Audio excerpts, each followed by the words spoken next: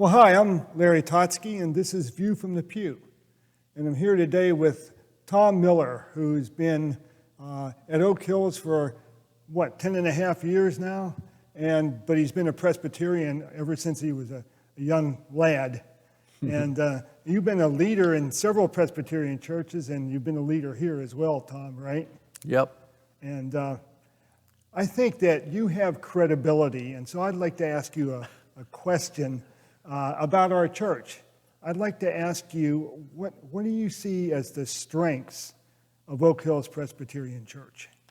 Well, Larry, as you know, we started in Buffalo, grew up in a church that we walked to, just like school and all the rest of it. People in our neighborhood all went to the same United Presbyterian Church. Then we moved to Danville, Illinois, and found a church there, and then we got transferred to Portland, Oregon, and found Calvin Church here, and then back to Danville and that church, and back here, Lake Grove. And 11 years ago, we just started, Barbara and I started looking for a new church, and through a whole strange set of circumstances, God led us here. And we just met the nicest people.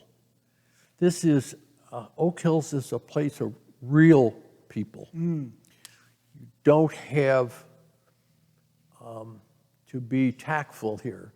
You do not have people who want to be seen at church. You have people who want to be at church, who want to be with one another, want to support one another. Yeah. These are real folks here. Yeah. This is a great place. Yeah. So you would say then the strengths of Oak Hills is its people. Oh, absolutely. Yeah. I think the strength of any church is the congregation and how well the congregation supports one another, how well the congregation, look at our giving. Look at every time there is some need, love this month. The giving is to the point of overflowing. Yeah, you're right. And it's because people want to give. Mm-hmm. And that's the heart of Christianity, is wanting to help others. Yeah. I mean, that's the principal thing. Respect others and do all you can to help. Yeah, good point. So on the other side, if you had a caution for us as a church, what might that be? Oh my goodness. In this world, social media has turned out to be as convenient as the internet is, an awful strain on the human psyche. Trying to sort through unsubstantiated opinions floated from every direction you turn. It is so difficult to isolate yourself from that. And the only way you can get the encouragement to do that is being part of the body of Oak Hills or whatever church you're in. Yeah.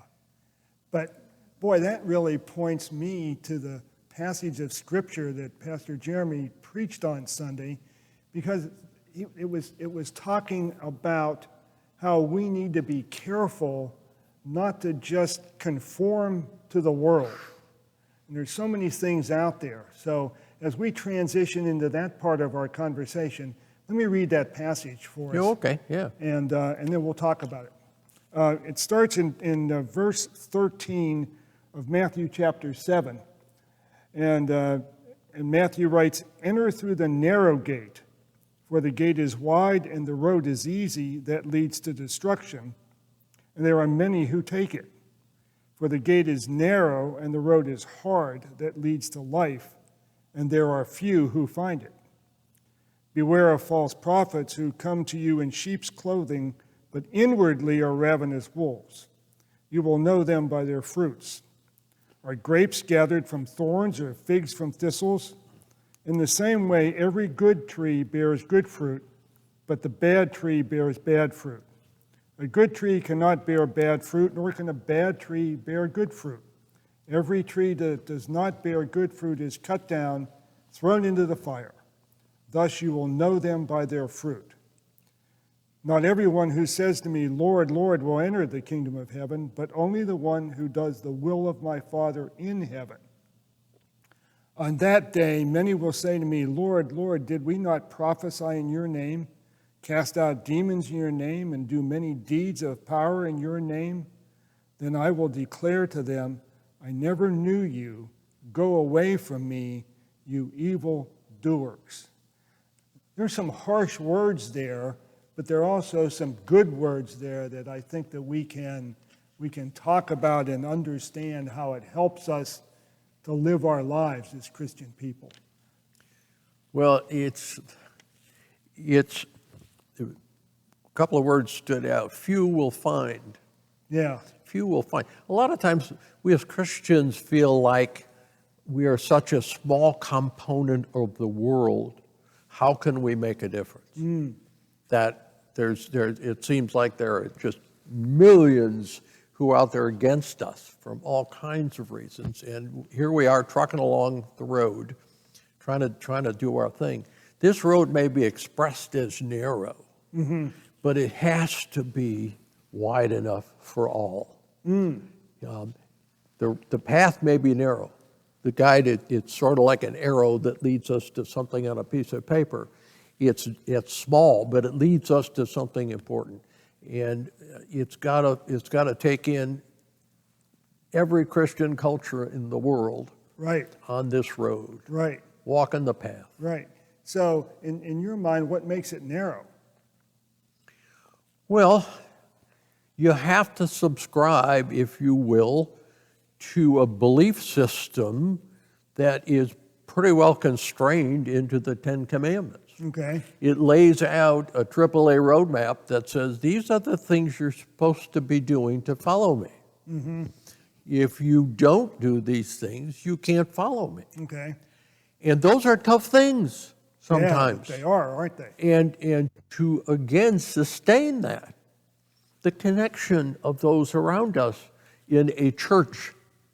People can say, I believe, but I don't want to go to church. Well, it's hard to sustain that belief if you aren't surrounded by others who share that. Have different opinions about how to do it and everything else, but yet the body of Christ is here. And today, as you mentioned earlier, we are bombarded by all sorts of social media in addition to the other media, the other societal norms that are out there.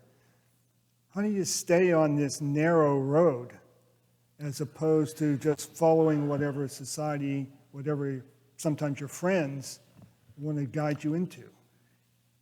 You know, I think some of that comes, for me, I've been around a lot of decades, so I have a keen sense that I'm way smarter about this in this decade than I was 2 decades ago. That's good. That you learn and you grow. I'll give you an example in prayer. That really, until I got kind of serious about this in the last 20 years, 15 years, it didn't open my mind and my vision sometimes to see the answer to prayers because I wasn't looking for it. Okay. And sometimes if you pray for the world, if you pray for big things, not what's going on in my life, but, Lord, there's so much need. And then sometimes little things that you do pray for, all of us, by months might go by, and then all of a sudden you're in a situation and something happens, you say, I remember. But I 2 decades ago, I would probably not have made that. So I think the continued growth, regardless of our age, is what's so important. And again, that happens in the church. Right. Yeah, every move Barbara and I made, once we found a house, we found a church. Yeah. Found a church before I found a barber or a dentist or a doctor. That was predominant for us, and that goes back to the little Presbyterian Church, United Presbyterian Church I grew up in. Yeah. I remember before we moved here 5.5 years ago, I used the internet to search for churches in Portland. And, that's a way that the internet can be helpful, but also you have to go to that church and you have to see what it was like. Well, it turned out that church ended up not being for us. But it was a church that, I used the internet for. And I did the same thing. We knew where we were going to church when we moved here well before we knew where we were going to live. Because being engaged in a church was really important. Yeah, it's interesting how you say that. You said something there that set my mind off, and of course it's over here somewhere now. I can't connect completely with it, but it's just the idea of 5 years difference. We didn't use the internet. Right.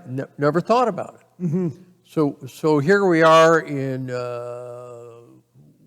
2008, 2009, wandering around, going to different churches that we knew about, and one of the first things Barbara was interested in are women involved in leadership. And you go to some of these places, you raise that question, and they go, yeah, right. Yeah, right. And so we came here, as I said earlier, strange set of circumstances. All when you reflect on it, God brought us here. Yeah. No question in my mind about it. And never did I think I'd be standing in front of the congregation here running a capital fund drive in 2013 after we'd only been here 2.5 years. Yeah, that's unusual. It's unusual. And to have to stand in front of the people here and say, this is what we're going to give, come on along. Yeah. And 2 of my grandchildren were sitting here. And so it's just the body of the church, the body of Oak Hills is so precious. Yeah. And so that's helps keep you on that narrow road. Oh my! That is wide enough for everybody. And it also keeps you out of potholes. Yeah, it does, doesn't it? Yeah, I mean, it's tough now. It's not simple. Yeah. It's complex. Yeah. And another thing that goes against society, but what Jesus says is, he says that he is the way. He's the only way. And he made that point here in this passage as well.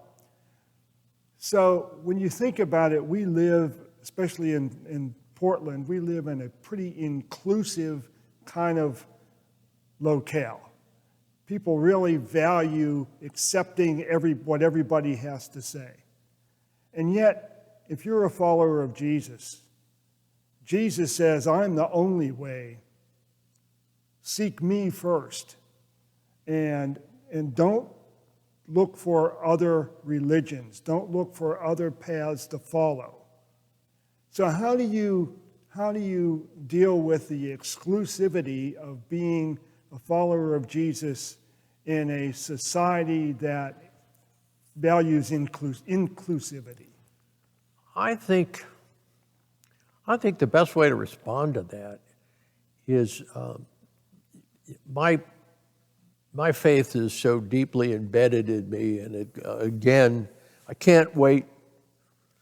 Well, I'd like to wait a few more years, but to see again all those folks from the Second United Presbyterian Church who are the core of who I am, or started me on that road.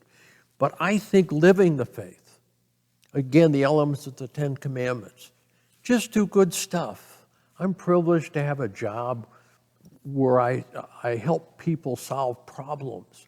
And it isn't about when am I going to get the purchase order. It's about helping these people solve their problems. If I do that the right way and extend whatever effort that takes to embrace the idea in their behalf, I hope I leave people with, why does he do that?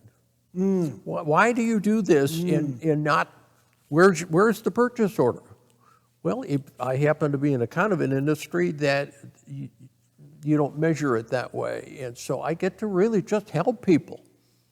And there's such gratitude in just being able to help people solve a problem they can't figure out.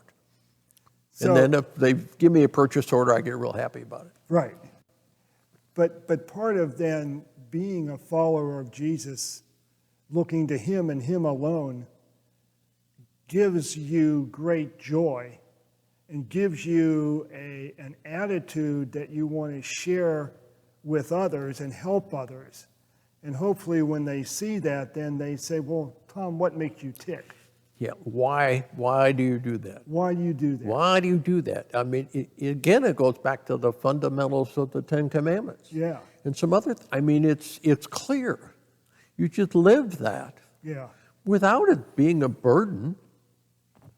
It's a joy. It's the roadmap, not necessarily to this road we're talking about, but just a way to live. yeah, And I take so much pleasure out of that. Sometimes drives Barbara nuts, but you know, I just, it's a joy to do what I do, all the things I do. and that's and your faith, your walk with God is the basis for all of that.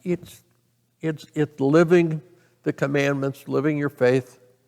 You don't have to broadcast it. You don't have to wear a sandwich board. You don't have to talk about it. It's why Jimmy came to me and said, where do you go to church? Yeah, yeah, And he showed up the next Sunday. right. It's like the greatest compliment I've ever had in my life, I think, to have that happen with a young man that is now in Florida, and I hope they're doing well. And that's a point I think that maybe we can make even in closing today, that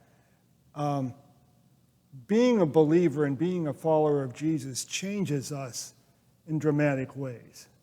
And one of the best ways that we can tell others about Jesus is not having some gospel presentation that points out chapter and verse, but it's what Jesus does for us, and it makes it different from in the way we live. It's the essence. You know, it's the AAA roadmap. That's the essence of who we are. I happen to have the privilege of, when I was a little kid, growing up, those folks around me taught me, but that was an age when those things happened way easier than today. And so I think it's harder today to fight your way through everything. There weren't obstacles in the days when you walked to church. It was pretty simple. Yeah. It was pretty basic. And Yeah. the same folks showed up, and they taught us in Sunday school and leaders and all that kind of stuff. Today it's a little harder. You're constantly challenged. Don't get on the road. Or, are you on that road? Get off. Get a life. Yeah. And you don't fight it. You just don't embrace it. You embrace what's right. Yeah, good. To me, it seems so simple. Do the right thing all the time, and people will wonder why. They may never ask you, but, I mean, that's what winds my watch. What a good way to conclude our conversation. Thanks for having me, Larry. Oh, it's been a pleasure. Thank you, Tom. Okay. All right.